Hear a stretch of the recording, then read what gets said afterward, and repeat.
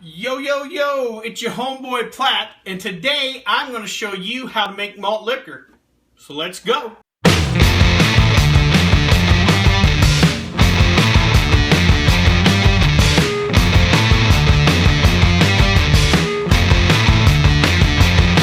For most of the summer, I've been talking about how I kind of took this time off from brewing because it's been a little hot here and I want to do some other things. But it's funny how inspiration strikes you. Recently I've seen a lot of ads for the new movie about NWA, starring Ice Cube and Dr. Dre and whatever. It got me thinking back in my college days when those guys were big and the music and everything. And one of the big things we used to do back then too was go to the convenience store and buy 40-ounce bottles of malt liquor. High alcohol content and low price were a perfect combination for me. So it gave me a little inspiration about doing a little video on malt liquor. Kind of my tribute to Dre and the boys. And so first I want to kind of start off with what is malt liquor.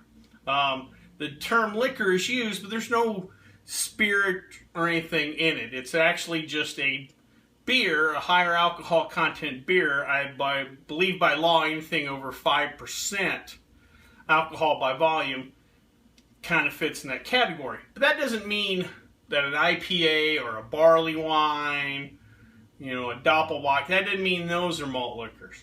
To kind of narrow the definition, basically what a malt liquor is a lager style beer, light ales, maybe cream ales, that would normally run around the 4% alcohol by volume range. Those beers will have adjuncts added to it. Corn, sugar, rye solids to boost up the fermentable sugars and thus boost the alcohol content. But because they're not using additional barley, it kind of keeps the cost down, and it kind of is the difference between a malt liquor and, let's say, a strong Belgian ale like a Duvel. They get their extra fermentables from increasing the barley, and thus also those other beers, they will try to balance the beer with additional hops addition. Well, in malt liquor you don't do an additional hops addition because, again, you're not adding more malt where you need kind of a hop bitterness to balance the malt. You're just adding fermentables in there. And so that's what we're going to do today. Is we're going to make a malt liquor. Now the easiest way to do it is to get you one of these canned beer kits. And any kind of light lager, American style light lager, a Canadian ale, or Canadian blonde, cream ales, light cream ales. Actually, I'm going to be using a Mexican style lager beer because I have an extra one around that kind of fits what we're shooting for. Just a light lager style type beer.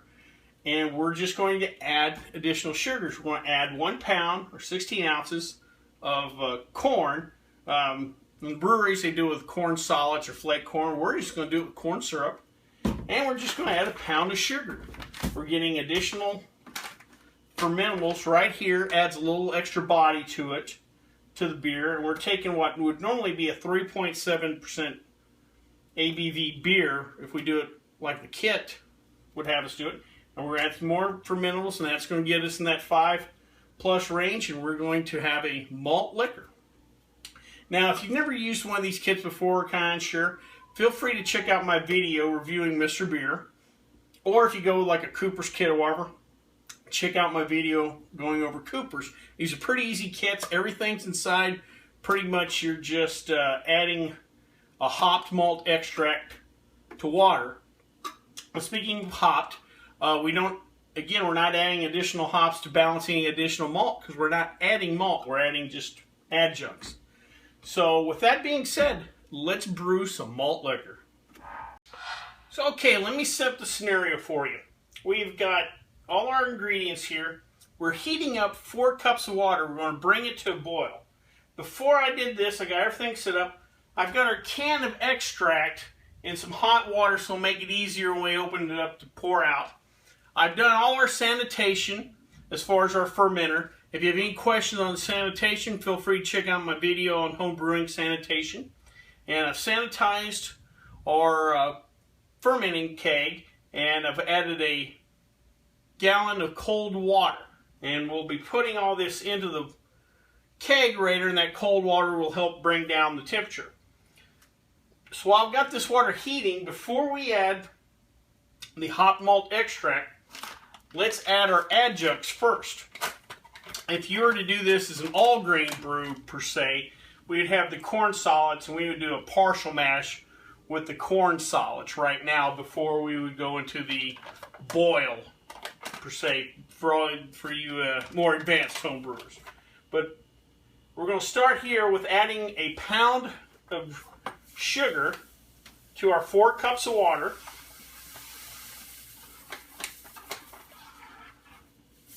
And the reason I'm doing this is I want to make sure all this sugar gets thoroughly incorporated and blended into our brewing water.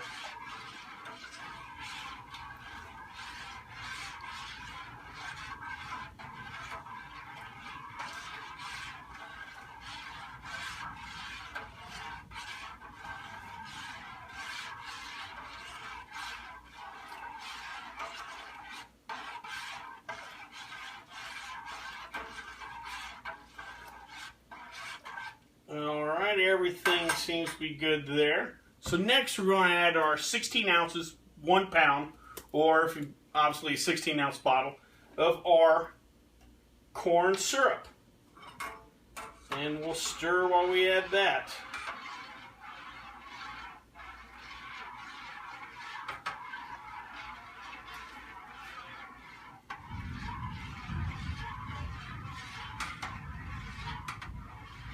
I don't know if you can hear that thunder in the background or not, but you're hearing a rare thunderstorm in the Las Vegas Valley.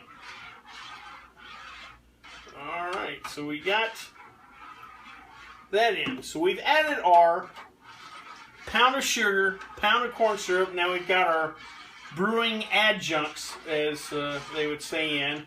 And everything is thoroughly combined. And we're going to let that continue heat up. But while we do, we will go ahead and open our can of malt extract. Now be real careful with this stuff because it is thick and gooey. And because it's so thick, that's why we put it in the warm water to help loosen her up a little bit. Alrighty.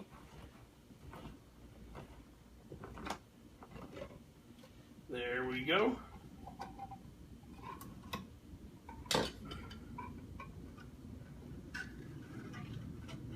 And we'll scrape a little off the lid because we want to make sure we get all of this in there.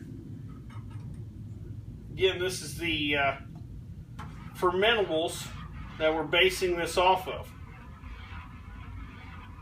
Now you'll see it kind of comes out dark in color, but once we add it with the adjuncts and then add it with the additional water, this is not the color the beer is going to come out at. We stir, then we'll take our spoon. You could use a spatula if you like to make sure we get all this sticky goodness out.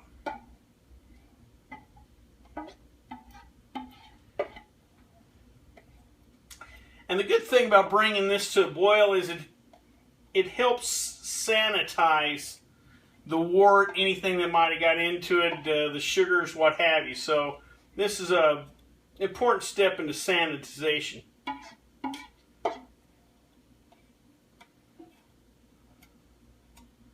Alright, got in there and everything.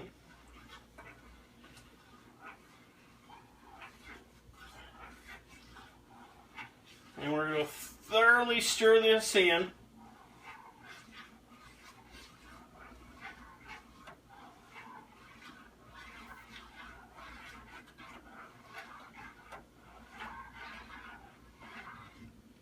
Again, no clumps, no lumps. You don't want to scorching the malt extract on the bottom, so make sure this is thoroughly stirred in.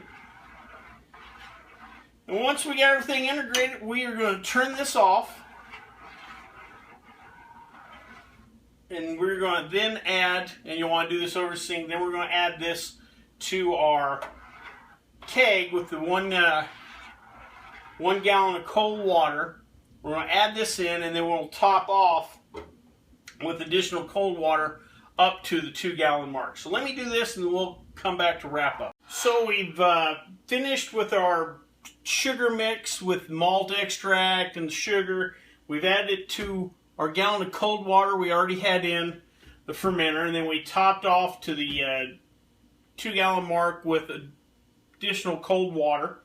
And now all we need to do is a couple of things. First, I'm going to do a hydrometer reading. If you're not sure what a hydrometer is, it just measures the gravity of our beer and lets us know, helps us figure out our alcohol percentage. And we take a reading before we start fermentation, then we take a reading after fermentation is done. So let's see where we're at on this bad boy. And we're coming in at a whopping 1075. So this is going to be a decent alcohol content beer. We have to see where she finishes out, but 1075 is a pretty good size brew. Now that we've done that, and we'll do, like I said, a measurement when we're done with fermentation. Now that we've done that, it's time to add the yeast. Now, Mr. Beer will give you kind of a generic ale yeast with most of their products, and that's what we're going to use for this one. If you want to take it up a notch, we could use a lager style yeast, but that will take additional time for it to be ready. So we're just going to stick with the Mr. Beer yeast. There we go.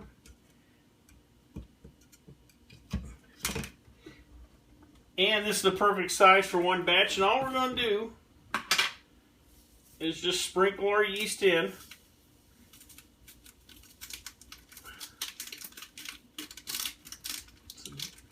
It's a dry yeast. Now, if you go on the Mr. Beer sites, they also sell other yeast, but what comes with the pack will do just fine. And we'll give her a quick stir.